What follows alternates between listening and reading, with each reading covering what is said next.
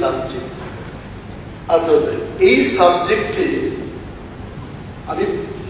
আমি যতটুকু জানি ত্রিপুরায় যে কক বরফ নিয়ে যারা পড়াশোনা করে, বাঙালিরা করে থাকে, বিহারিও করার একটা উদাহরণ পেয়েছি, যারা ত্রিপুরা তারা করেই থাকে, তারা যে স্ক্রিপ্টটা ব্যবহার করছে গত বছর কি বছর ধরে, লাস্ট 5-6 ইয়ার্স, এই স্ক্রিপ্টটা হচ্ছে either you write in Bengal or you write in Roman or দেবনাগরীতে লিখলেও কেউ কোনো সমস্যা নেই।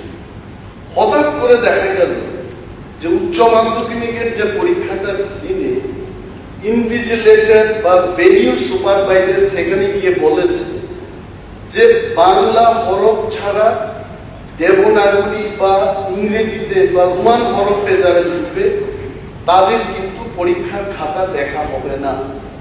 And due to this fact, যারা ছোটকাল থেকে ইংলিশ মিডিয়ামে পড়াশোনা করেছে, বনস্থলীতে যারা পড়াশোনা করেছে, করে যারা ত্রিপুরায় এসছে, দেবনাগরী বা ইংরেজিতে না লিখতে পেরে অনেকে ব্ল্যাঙ্ক পেপার জমা দিয়ে দিয়েছে।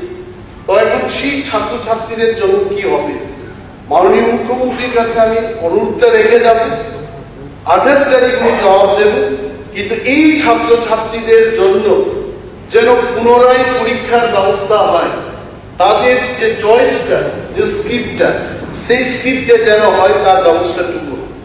এবং for your information sir, in Tripura University, also in the colleges, there is no problem of script.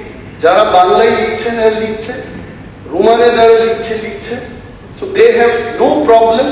কিন্তু হঠাৎ করে এই যে ঘটনাটা হলো, why it has happened, আমি জানি এই হাউসের মধ্যে এই স্ক্রিপ্টের ব্যাপার নিয়ে মাননীয় তৎকালীন বিরোধী দলনেতা, আজকে যিনি মাননীয় মন্ত্রী, উনিও সরব ছিলেন আমাদের সাথে যে বাংলার পাশাপাশি যদি রোমান স্ক্রিপ্টে কেউ লিখতে চায় তা আপত্তি কোথায়।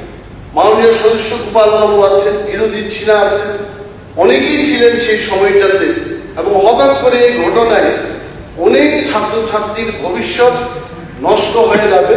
আমি মাননীয় মুখ্যমন্ত্রীর কাছে জানাবো, ঘটনার যেন সঠিক তদন্ত হয় এবং দোষীদের যেন সাসপেনশন করা হয় এবং পুনরায় পরীক্ষার ব্যবস্থা গ্রহণের জন্য উনি উদ্যোগ গ্রহণ করেন। Thank you sir.